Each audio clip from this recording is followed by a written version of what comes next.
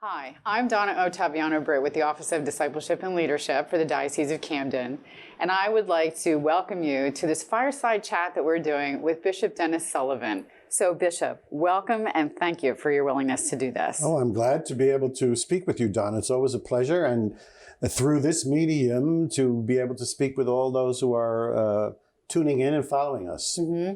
So we thought that it would be really wonderful in this time, especially everyone's quarantined and many across the diocese and beyond are watching your masses.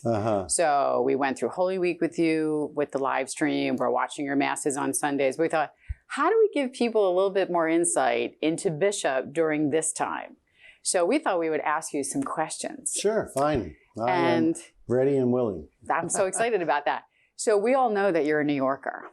So could you share a little bit about yourself, around what it was like to grow up in New York? So give us a little insight into your family. Share some of that with us. Sure, yeah. I grew up in the Bronx, New York, the place where the Yankees play. They're my team, by the way. Our home was in the north, what they call the East Bronx. The Bronx is a very big borough, and in the East Bronx, we grew up, myself, my two brothers, my sister, and my parents, of course. I grew up mostly in the 50s. I was born in 1945, so I definitely grew up in the 50s, went to grammar school, then into high school, then into college. In the 60s, I entered college, actually. 1963, I graduated from high school. Went to a Catholic boys' high school in the North Bronx, and then went to Iona College in New Rochelle, and then entered the Diocesan Seminary in Yonkers and Dunwoody, 1965. How would you characterize your young life, growing up with your brothers and your sister and your mom and dad? Oh, well, my two brothers were much older than my sister and I. My Irish mother used to always say we had two families. There were a number of years between my oldest brother particularly and myself and my sister. Actually, that's because my parents lost babies, which was pretty common in those days. Yes. Of course, we never knew about that. They never talked about that. But there was a big difference between particularly my older brother, Jack, and myself and my sister. But we grew up in a very happy home. My parents had lots and lots of friends, and my father was a very funny man, actually. And it was a very happy experience growing up.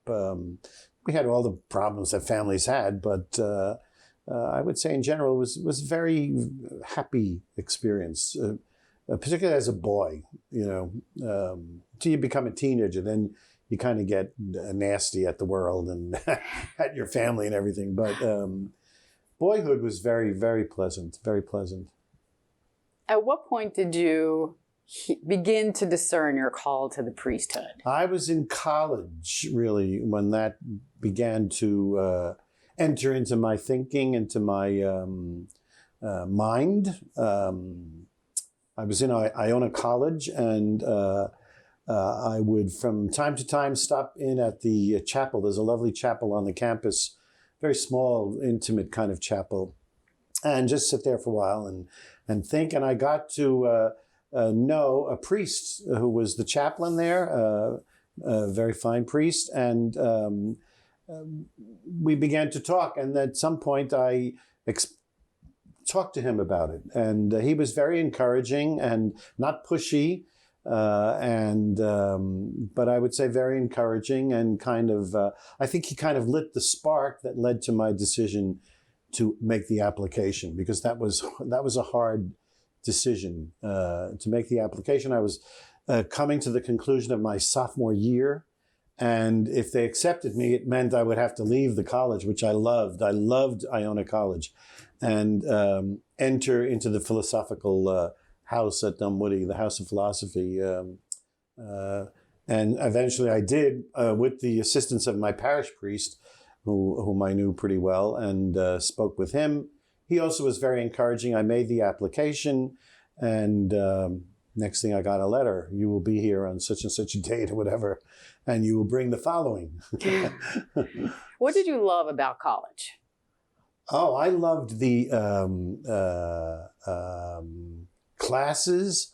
I loved the freedom that we didn't have in high school. Excuse me. I loved that whole sense of growing up and making choices with courses and after-school activities, particularly participating in.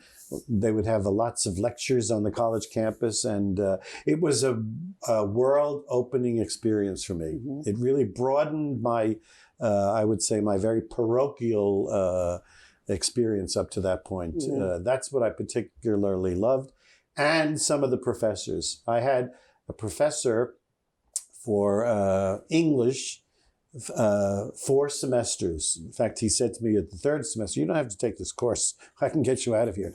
But he was so someone who very impressed me and had a tremendous influence on me. Years later, when I became pastor in Larchmont, New York, at the wonderful parish of St. John and Paul, I met his daughter and told her about her dad. And by that time, he had passed on. And how much influence he had on me as a young 19, 20-year-old in his wonderful courses, his English courses. American literature was one that it was particularly powerful.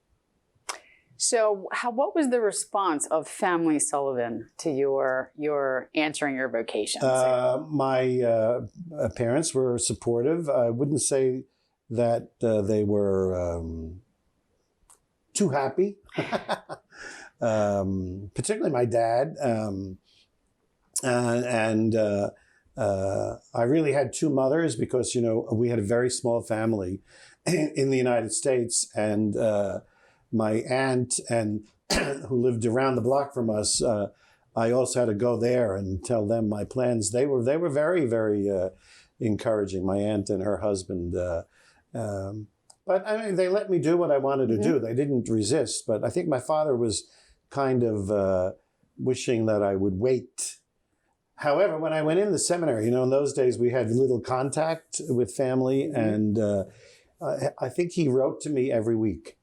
In fact, I have some of those letters. I kept them. And when I read them, they're just amazing. I think he wrote to me every week, my dad. May he rest in peace. It's wonderful you have those letters. He died when I was in the seminary, actually. Oh. Yeah.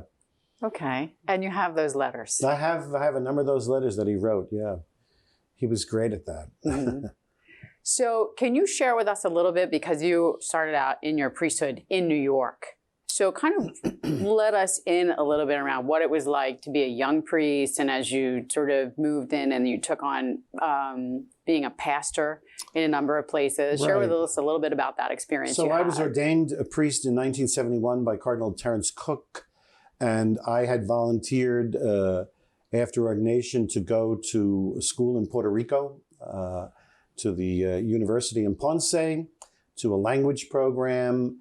And when I completed that language program, I was very wisely directed by the head of that program to not stay in Puerto Rico, because everybody in Puerto Rico spoke English.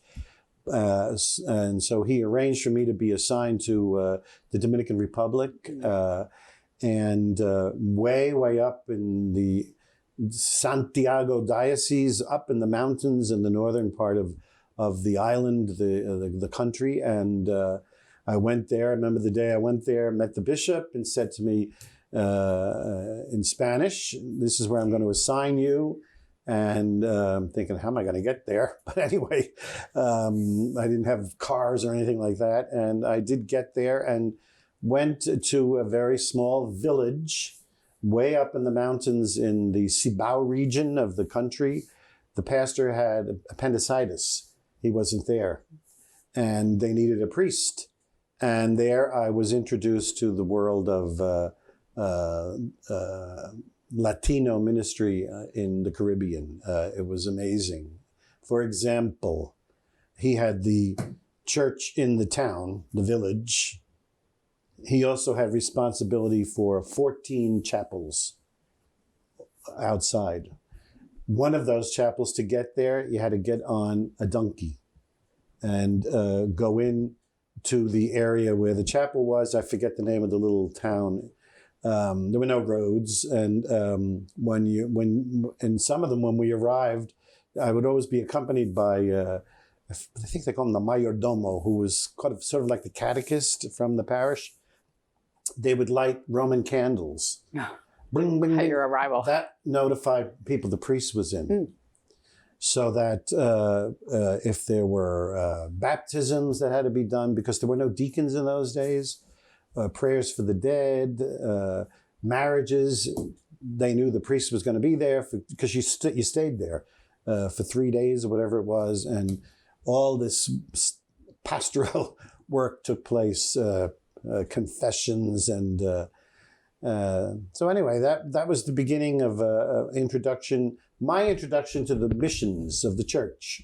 And when I returned to New York, I was very bold. I wrote to the director of priest personnel in New York and told him that I was having such a good experience that I wanted to stay until at least Christmas. But I got a telegram: you will be in the Archdiocesan Chancery Office on such and such a date.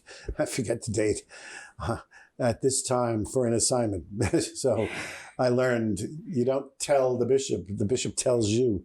So I came back and I was wisely assigned to the west side of Manhattan in the area called Washington Heights, right above the George Washington Bridge. I'm sure you've driven over there. If you look to the left, there's a whole huge world there. It was in a great parish, huge parish, mostly Irish Americans, but guess what? Into the parish were coming Dominicans. And the priest personnel director knew that and thought it would be a good landing for me, and it was. I had 5 wonderful years there in that parish, St. Elizabeth's in Washington Heights. That area, Washington Heights, now is called Little Santo Domingo. The whole area is Dominican. So anyway, I was there for 5 years and then moved on. That was pretty much the standard in those days. I was assigned to the Northeast Bronx, to a parish where the pastor wanted to begin Latino Ministry. And that's why they thought I would work out there. And I was there also for 5 wonderful years and was able to begin a Mass for the Latino community. And we had it in the school lunchroom. And he said to me, you fill this bigger than the Mass in the church, then you get the church. And it took us about 2 years. And all of a sudden our Mass was in the church, and that community became very stable. Can I ask you, what are some of the things that you did at that time to enable that? I did my best to connect with the lay leaders of the Hispanic parish, the Hispanic leaders, because I knew they would be the ones who would get the word out and bring the community together. They would meet pretty much every Friday night. I don't think I hardly ever missed one of their meetings. At some point, I would get into their meeting and encourage them in attracting people to the parish. And we set up little groups in the homes. Like small Christian communities? Yeah.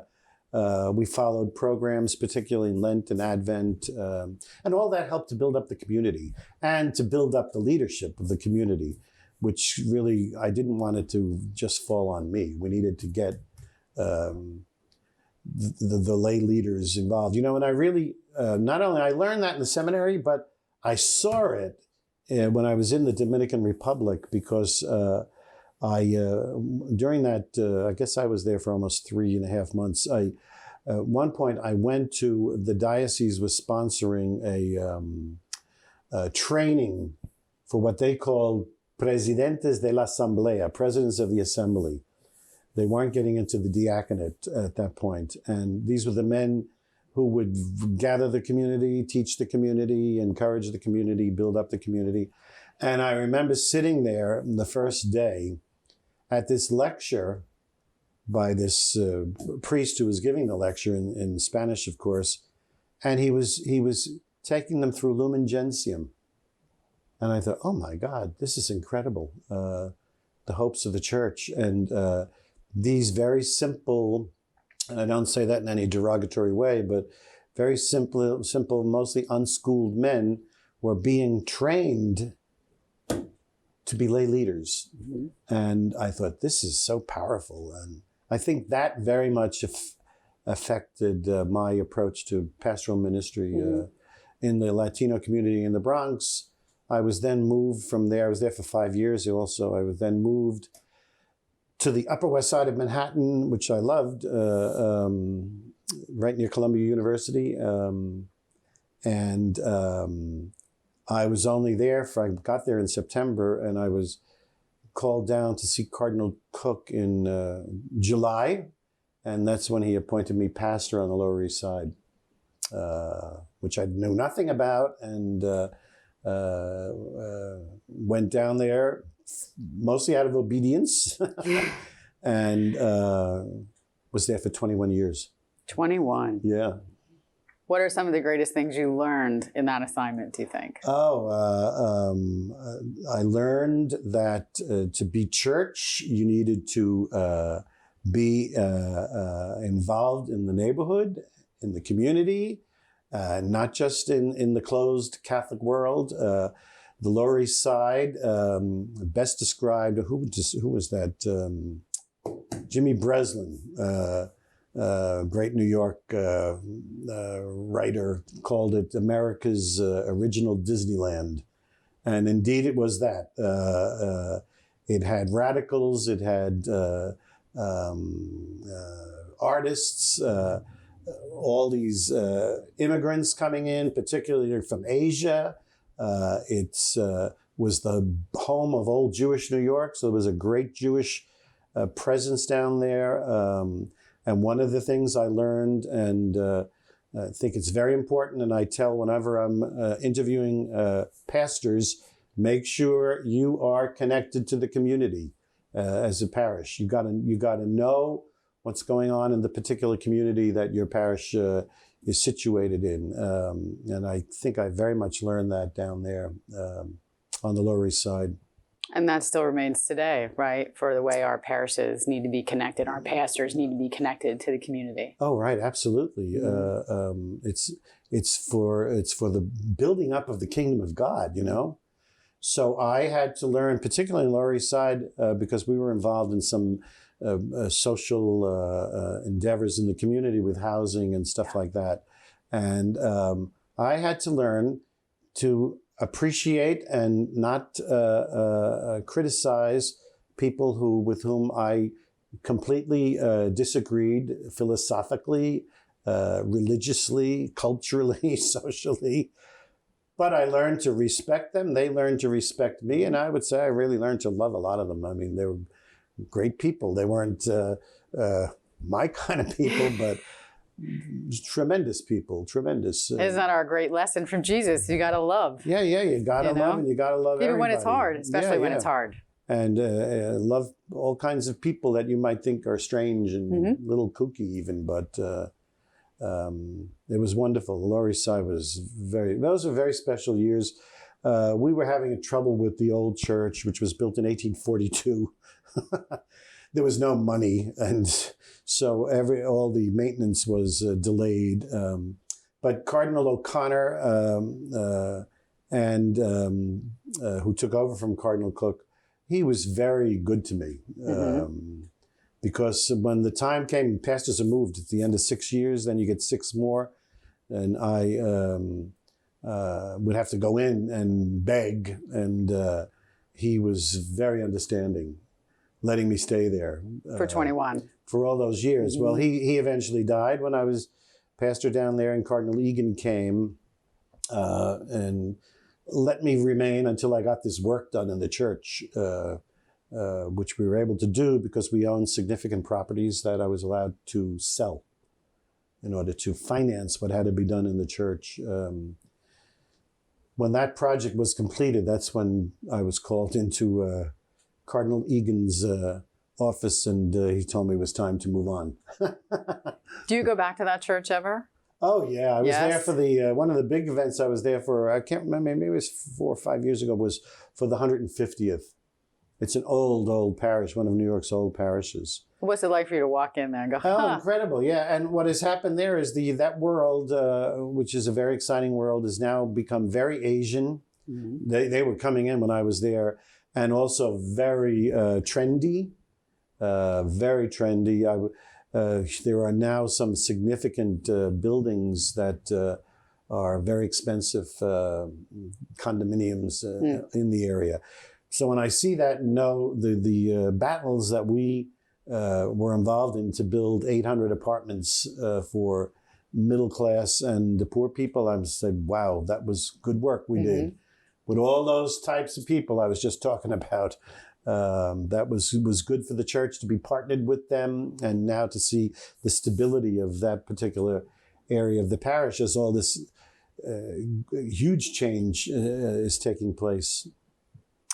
So let me ask you, how did it feel? I'm going to transition now from your pastor work into taking the responsibilities of a bishop. And what was that like for you? To make the transition. Okay, briefly, the Cardinal Egan asked me to go to Westchester, New York, to one of the wealthiest parishes in the Archdiocese. And I said to him, I don't think they're going to like me. And he said, now, why would that be? I said, I'm not used to that. I was very honest with him. And he said, well, get used to it. I think you ought to try that kind of ministry. Anyway, I went there and to this totally different world. I'm talking about huge wealth, enormous wealth. And I loved it. I absolutely loved it.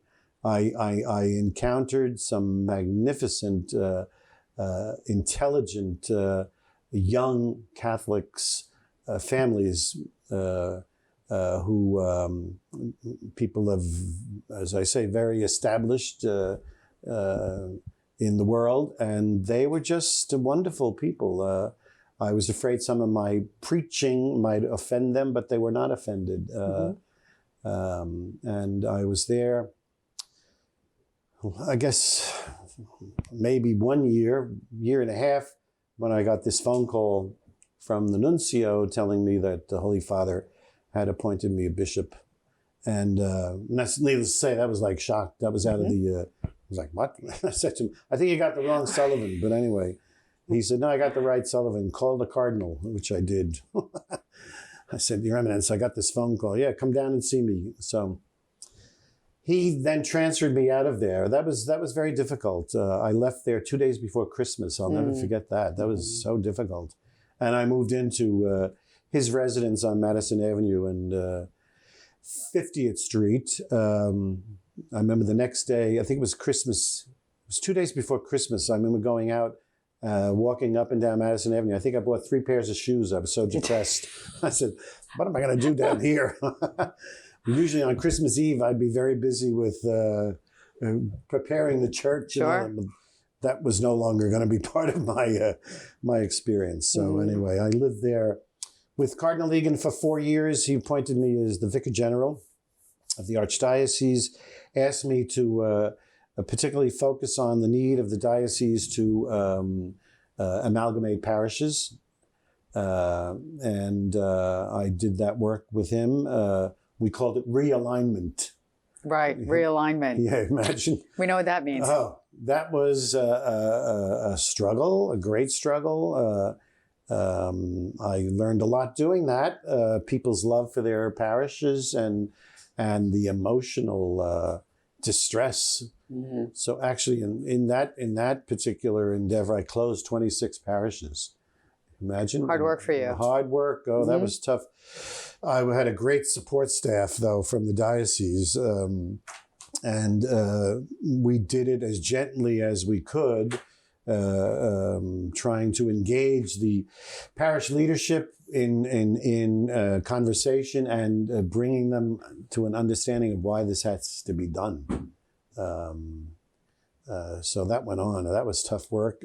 He retired, and a new cardinal came, Timothy Dolan, and I continued the work as the Vicar General. You know, the Vicar General really does the dirty work for the bishop. Right.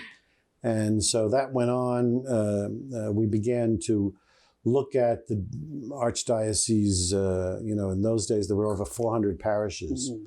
And the archdiocese, people think the archdiocese is all the city of New York. It's not. It goes up to farmlands and one of the poorest counties, Sullivan County in New York State, is part of the archdiocese. Very, very poor. Plus, you have desperate sections of the South Bronx. I think the poorest congressional district in the United States, at least in those days, was in the South Bronx. Mm-hmm. So you had this great variety. And anyway, I was with Cardinal Dolan for 4 years also. What do you like the most about being bishop? I like the most about being bishop. I don't know what. I think I would say the most about being bishop. The bishop of a diocese is different from the auxiliary bishop. Is that what you mean? Yeah, like so you did different work in New York than you did when you came here, Yeah, because right? I was the vicar general, so I was involved in all sorts of stuff there. When you come to a diocese, you become the diocesan bishop. It's all on your plate. Mm-hmm. So you depend on your staff to make sure you're getting the correct information and advice. And so you come in, particularly you come into a place you don't know. I don't know anything about South Jersey, Right. So what was that transition like? So looking at the work you did in New York and now to come here to South Jersey. Yeah, to Camden. It was a very big challenge. You had to learn the turf. And more importantly, who are the principal players in the turf? I'm talking about pastors and priests and religious, and in the whole dynamic of the communities of lower South Jersey. It was not easy. What was your response when they said, "We're going to send you now to Camden Diocese in South Jersey"? Yeah, you get a phone call. The Holy Father, has. So what are you going to say? No. No, I would gather you don't say no to the Holy Father. That's how they do it. The Holy Father has appointed you. Oh, he did. Oh. I'm going to say he didn't even know me, but anyway. So I came. And how long have you been here now, Bishop? 8 years. 8 years.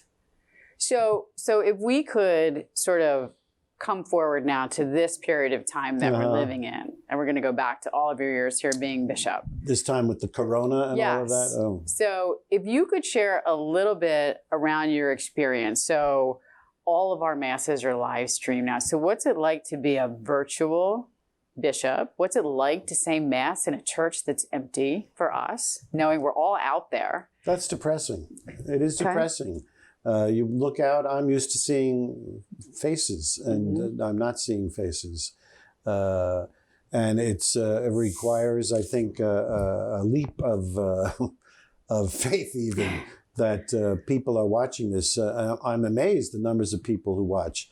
And I'm so delighted that we have as many parishes as we do live streaming, because it's even better that our people live stream into their parishes. They see their parish priest. And I think that's much more comforting than seeing me. But I'm glad they do live stream into us, and we do it, and there seems to be a response. People tell me they're comforted by it, so that I find that pleases me, that they're comforted by this prayer. One of the things I think I said to someone the other day, I said, well, look at it this way, because there is this push. I haven't had communion. I haven't had be in my church, my parish church, familiar with it. And I understand all of that. And I feel the same, But I said to her, well, why don't you look at it this way? You're having Mass in your living room. Jesus is in your home. And with spiritual communion, which is a great old teaching of the church, traditional teaching of the church, you cannot physically have the sacrament, but you can have spiritually and have the sacrament. And so that's kind of a, she looked at me and said, well, I never thought of it that way. I said, well, just Jesus is in your home. Is your family there with you? Just think about that. You don't have that experience when you come to the parish church. You're with your parish family or whatever, but right in your home, you're having Mass, Right. And we talk a lot about domestic church. This is a real time where a lot of people have really put some effort into building their domestic church. Yeah, I would hope families are finding more time to pray together, to eat together.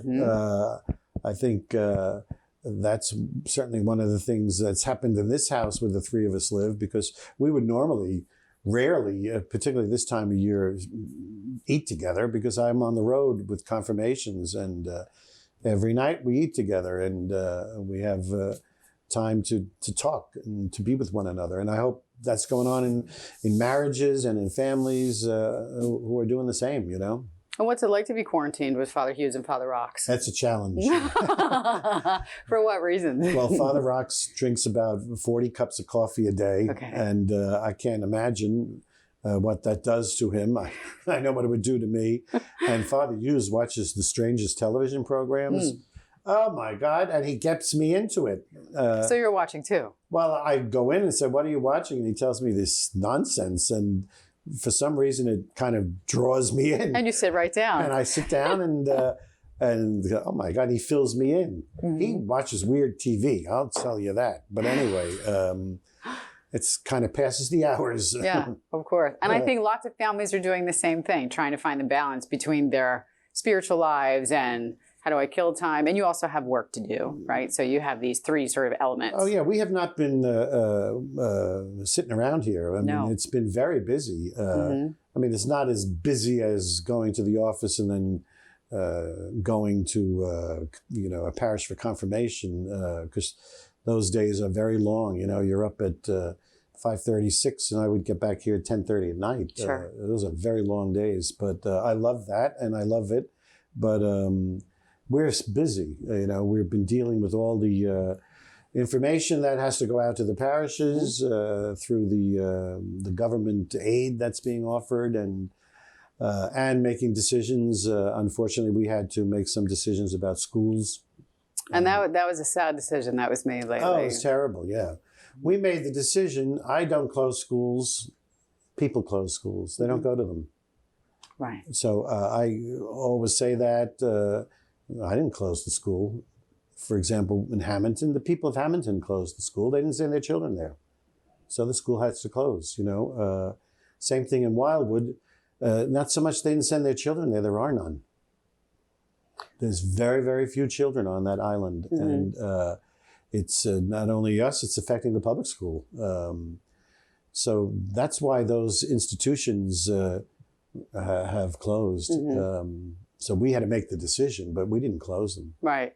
Part of that, too, is we have that problem globally with the church, right? Declining numbers. Our young people are not with us.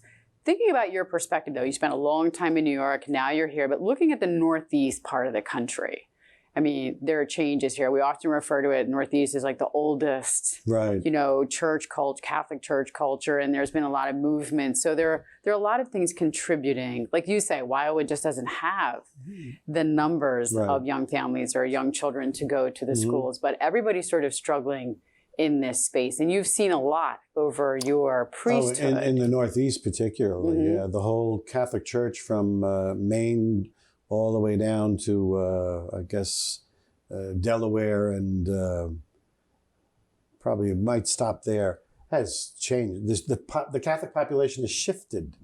In New York, we had towns up in the northern counties where the kids went to college. They never came back. Right. They never came back. They couldn't find, there's no jobs. So they're out, they're in the Sun Belt, they're in Texas, they're out in the West Coast, they're in Florida. So guess what?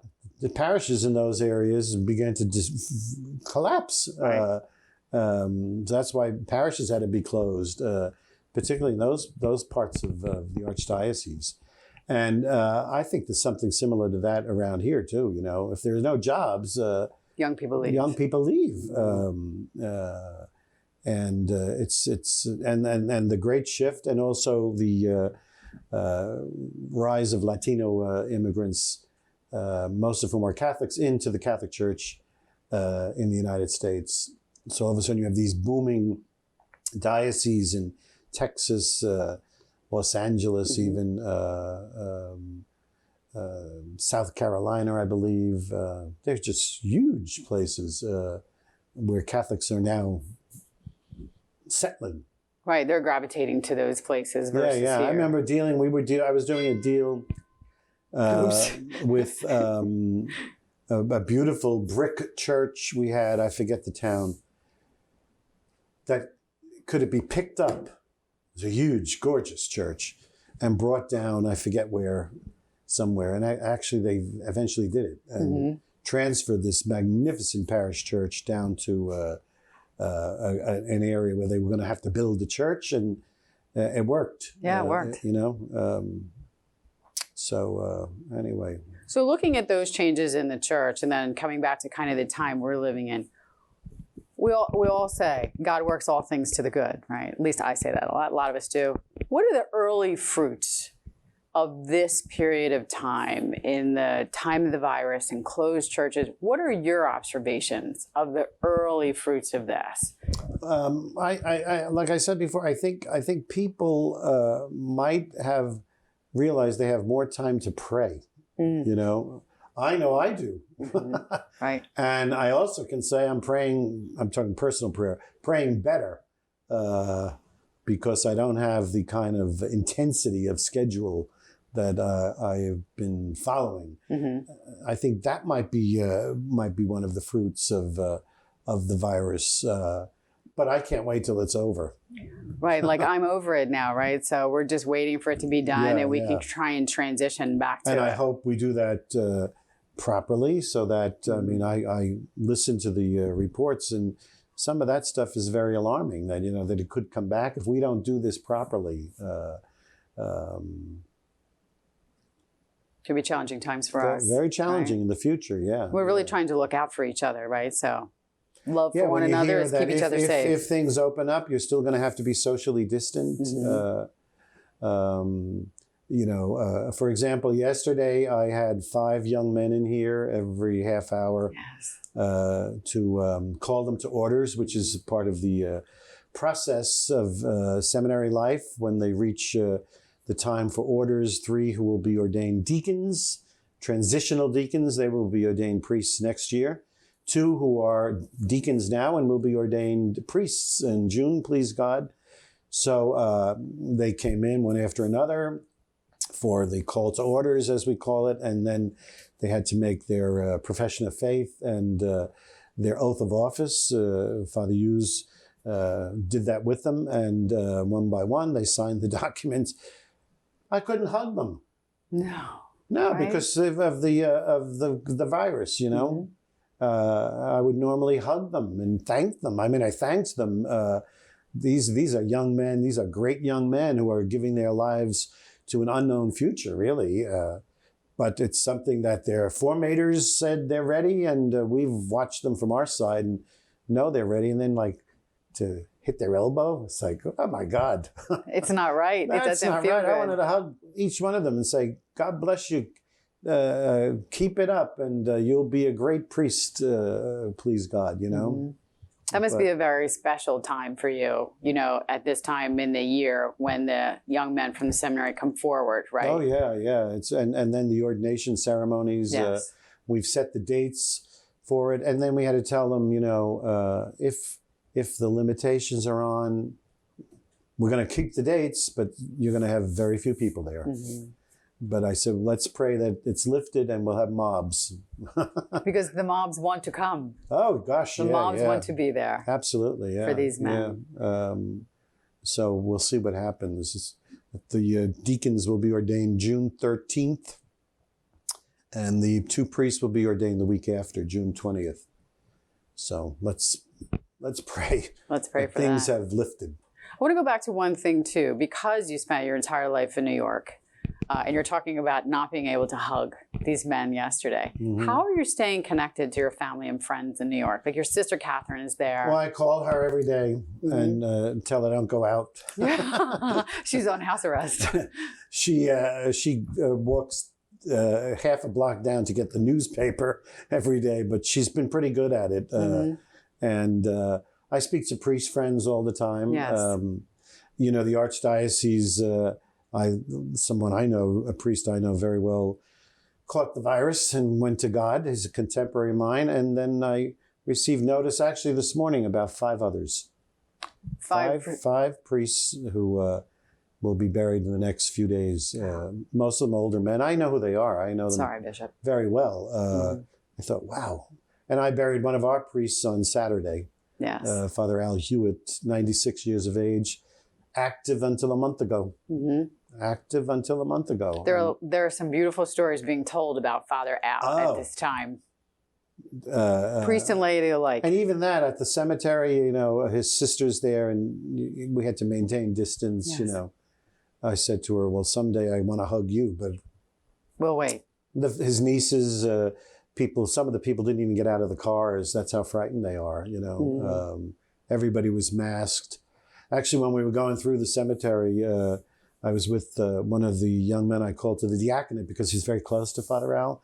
And we passed 4 of our priests who were burying people. I was able to just open the window and talk to one of them. And he just, I said, but what is this like? He was masked up. He said, this is surreal. And he said, so is yours a victim? He said, oh, yeah. So it's so sad, really. Yeah. That's a very sad But it was good to see the priests in the ministry, you know, accompanying these families. And that certainly was a comfort for them. Memorial masses will be scheduled when things open up again, you know, because they're buried right away. Yes. There's a sad time when we can't go to funerals, can't participate with those that we love at this time. Absolutely, yeah. It's a hard and sad time. Yeah. So speaking of that, though, because as Catholics, we are the people of hope, tomorrow you will be part of a Mass at St. Monica's, celebrating the feast of St. Joseph the Worker. So there's 2 things that go together there, right? So that actually kicks off the month of May, which is for us the month of Mary, and she's our patroness here. And then there's the Feast of St. Joseph the Worker. So what do you think, for we as Catholics who are listening to this conversation we're having, what do we take from the Holy Family spiritually at this time? Because they were domestic church. We are living domestic church now. Yeah, I mean, and they indeed were the domestic church. They're kind of like the model for us. And I'm going down to Atlantic City because I learned that the pastor was approached by some of the union officials. 8,000 people were laid off there. Yeah. 8,000. Some of them are our people, but they're all our people in a real sense. And he was asked to offer Mass. They won't be there. Right. It'll all be very limited. And I just thought I should go there and not take over. I want him to say the Mass because they know him. He's worked with these unions from the time he's been pastor down there. I said, I'll just sit on the side and pray with you, maybe offer a word on behalf of the diocese at the conclusion of the Mass, a word of encouragement to all these people. You know, I saw the other night hundreds of cars being of union workers on Atlantic City getting food, boxes of food through one of the casinos or something. I forget who organized it.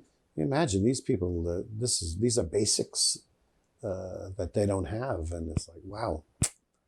So it's very, very difficult, really. But we look to the Holy Family and to the love in the Holy Family. Certainly that has to be one of their characteristics. And, you know, hope to emulate that in our families and in our church. Right. There's a lot of, as you say, there's a lot of people lining up asking, you know, it's for food. Right. So looking at what the social teachings of the church are, is there more that those of us who have not lost our jobs yet that we should be considering at this time? Well, I think people who can give should give. Yes. I think of that every Sunday in the cathedral when we've been celebrating Masses. The cathedral, as you know, is located in a very challenged area of the diocese in the city of Camden, which is on the rising, as everybody who watches Channel 6 knows. But I think, wow, people who are watching this, I wish they would send the pastor, the rector, Father Fisher, a donation, you know, to help him with the mission of the cathedral in the middle of the city, really. What a great sign. That building's been there since 1860-something or other. Right. As a Catholic parish.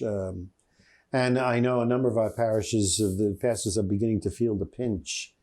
So support the parish. That's what I would say.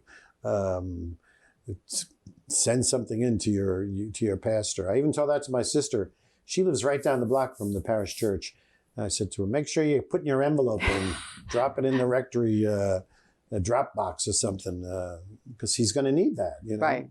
Because the bills that need to be paid at home are the same bills we need to pay at the parish. Absolutely. He's got to pay for the lights and the electricity and the gas and all of that. You know? And a number of our parishes actually have food pantries, you know, and they've put out requests. The generosity has been overwhelming. A fantastic generosity. I've heard those stories, and that makes me very proud. I just wrote a letter this morning, which is being typed as we're talking, to Carl Anderson, the Supreme Knight, who sent us a check for $25,000 from the Knights of Columbus to support the food banks here in South Jersey. So, of course, Catholic Charities will help us distribute that. That's a very generous gift, you know. I'm sure they're doing that all around the country, because the Knights of Columbus are always generous, very responsive. But that came in out of the blue. I said, wow, this is great, because this will put milk on the table for kids and stuff like that, you know. There's a lot of that good work that's going on that we don't always have line of sight to. Yeah. You know, so trying to highlight some of the generosity of people at this time. How about from your perspective, because you know them, because we have first responders all across the diocese, you know, those that are sort of answering the call at this time. Well, how do we fortify them? I admire them. I mean, they are indeed on the front line, whether they're first responders or aides in our hospitals and doctors and nurses. God bless them. All I can do for them is pray for them, pray that they're safe, you know, and their stories are inspiring. They inspire me when I hear those stories. God be with them, really. They are heroines and heroes of our age, of our time. They certainly particularly the time of the corona, you know. So I want to ask you a few sort of wrap-up questions for us as we draw our fireside chat to a close. Do you have a fire at every one of them like you have here? Thank goodness, because boy, it's a little hot in here, I have to say. What are you most proud of in your time as bishop of Camden Diocese? In Camden, what am I most proud of? The convocation. Yeah. I would say that's number one. That was a response of the diocese to the national convocation that went on. And I'm most proud of that because in my visits to the parishes, I kept hearing again and again, 2 years down, people would come up to me. We're on the committee. We're keeping this going. And I think we have lit a spark of Catholic leadership that needed to be lit, and we need to keep the fire burning. You know, that's certainly one thing. I'm also very proud of the work I did with forming a school committee, and we issued a document at the end of that. That's kind of been our plan for our Catholic education, which I believe in thoroughly. I think that's 4 years old now. The committees meet regularly, and the committees really, for the first time, we have gotten a control on particularly some of the funding of the schools, and we know what's going on and what needs to go on because of the work of the committees. The committees are staffed by people from throughout the diocese. That's something that I am very, very proud of. I'm very proud of bringing the Franciscan Sisters of the Renewal to the diocese. I worked very closely with them in New York, actually helped them get established in a convent in Manhattan. And then I went up and swallowed my pride and said to the Superior General, I want some sisters in the diocese. And they have been a big addition to the diocese with their work, particularly among the poor. And they're the ones who tell me also about whenever they ask for something, they get overwhelmed with the response. So they're doing fabulous ministry in Atlantic City, wonderful ministry. And not only in Atlantic City, but they offer all sorts of other programs for people, and people are taking advantage of their programs, learning about evangelization, how to do evangelization, learning about some of the prayer traditions of the church that I don't think everybody was aware of. That's something I'm very proud of. I would also say my own, I don't want to take credit, but I have been to every parish in the diocese for confirmation, more than probably 5 times. In my 8 years, I only missed one, and that's because I had to go to New York to preach at the funeral of Cardinal Egan. And I had to get someone in to the diocese. A bishop from one of the auxiliaries in Philadelphia helped me that night that I was not here. I think that has helped the families know the bishop, you know. It's helped kids know the bishop. And even though that's a big commitment on my part, and to tell you the truth, it's exhausting. But I can only imagine. I think that's been a benefit for the church, for the local church. So I'm very glad I did that. I would do that again, and certainly would tell whoever comes after me, you got to be in the parishes for the confirmations. You know, a pastor can confirm. The bishop has every right to do that, but it's just, I just think it's a way for the bishop to visit the parish and see the local parish. And that has helped certainly my relationship with the priests of the diocese, because they're really my principal co-workers, you know. So that's something I'm proud, I'm very proud that I did that. It's interesting how, so if you think about the convocation, right, and the lighting of the spark, and then I think about the stories that you told around all of those assignments that you had in New York, you continued through all those stories, you connected the importance of the laity in terms of the future and the vibrancy of the church. And that was really something that you had hoped would come out of the convocation, and our ability to engage with the clergy and to work alongside the clergy. But even here, as you talk about going to all of these confirmations, you know, because we cover them, you know, for the newspaper and in social media, we can see them. And even with the lay people that I work with across the diocese, I know when they've, you know, met you and spoke to you at the confirmations, I can't imagine it's been easy to be away from the flock, you know, because you've had to postpone a lot of parish functions and confirmations. So this may be particularly difficult, especially because you love it, even though it's exhausting. Yeah, we actually sending letters every 2 weeks to the confirmation parishes that has to be canceled, but it is my intention to confirm these children, and we'll work out a calendar, please God, at some point, you know. Right. It's a big disappointment, you know. Sure. Canceling First Communion. Somebody was telling me about their little girl crying. I thought, oh God, that like wrenched my heart, you know. And of course the graduations, you know, of our own schools, I go to all the high school graduations, and I don't think we're going to be having that. We'll see, you know. Proms, can you imagine not going to a prom? All those things. It's like, what? All canceled. That's all canceled. All that stuff is canceled. So these are trying times, and with the comfort of our faith, we'll get through it. Can I ask you another question? What about your work and involvement with Fifth Encuentro? Could you speak a little bit to that, kind of your engagement with that whole movement? The Latino Quinto Encuentro, the fifth. Well, actually, I think I was at the second Encuentro or the third. I can't remember. It was years ago. It was in Washington.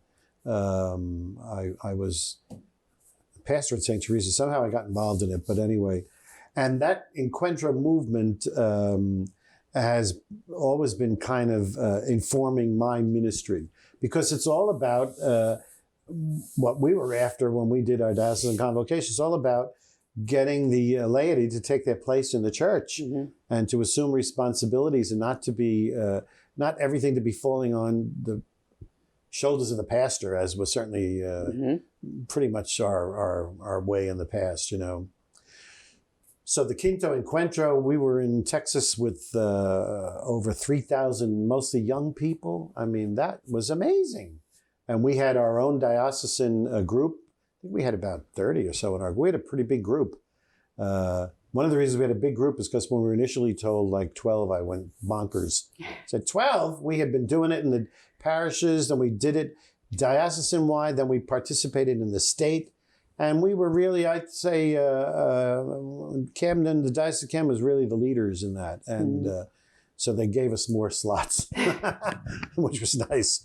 So I forget exactly how many, but we were over 20 from Camden who went there. And they brought back, each of those people brought back to their particular area what they saw and what they felt and what they know they have to do. And so actually I think this weekend was supposed to be a big statewide encuentro. Again, like a re-encuentro. Of course, that got canceled also. But so that in the through our Hispanic office, all of that has continued, which is great. Really great. So let me ask this. We all know you turned 75 on March 17th. Right. So what are your hopes? So, we believe we will have you until next year, right? Until the Pope maybe names your successor. Things are, he's a little busy, so we hope to keep him longer. What are your hopes for the diocese? Oh, I hope that the diocese grows. I don't know when I'll be replaced. That's the way it is. So I hope whoever comes is able to kind of pick up on some of my work, but bring his own stamp to it, and that he will continue to particularly be accompany the lay leadership, as Pope Francis uses that word all the time, acompañar. That's the way the church has to go in the future. So whoever is assigned here. Is my hope that he kind of comes in with that spirit. So please God, whenever that happens, it happens, And my plan is, of course, to stay in the diocese in some fashion. I really want to live in a parish and help out. Oh, just wait till everybody hears that. They'll be lobbying for you to live in theirs. So as we draw to a close this fireside chat with you, Bishop, thinking about those who are watching, what would you share with us, kind of your thoughts or how to stay spiritually anchored to Jesus, right? So we're heading for Pentecost now. So what are some of the things maybe that we should keep in mind? We're in the Easter season having this fireside chat. We're heading for Pentecost in May. I think it's the weekend after Memorial Day. Yeah, it's like 4 more or 5 more weeks. Right. So actually, in our Spanish community, they have a whole program called Camino a Pentecostés, walking to Pentecost. And they have identified all sorts of activities that can be done in the home for people. I don't remember them right now. I looked at it briefly. But certainly the Easter season is one message. Jesus is risen. And right now is risen. Even in this horror that we're experiencing, Christ is risen. And that means life and that means hope. The early Christians used the anchor as a symbol of hope. Well, the anchor, you hang on, and it keeps the boat steady. It keeps us steady. Christ keeps us steady. Oh, we rock like the boat rocks when it's anchored in the harbor, and we might be rocking pretty bad over this Corona stuff. But we're anchored to Christ, and Christ is our hope, and Christ is risen, and Christ is with us, and we will rise. I believe we will rise out of this. Thank you, Bishop. I appreciate your time today and talking to everyone in the diocese, because it's a beautiful chance to have a conversation with you outside of seeing you virtually, at Mass, and give us a chance to really understand some nuances in terms of your priesthood and your life. So thank you very much for sharing that with all of us. Any closing comments? No, I want to thank Donna for spending this time with me and for keeping that fire burning. The sweat is running down my back as I'm talking. But anyway, so God bless you all who have been watching this, and keep the faith. There we go. Social distance. Thank you, Bishop.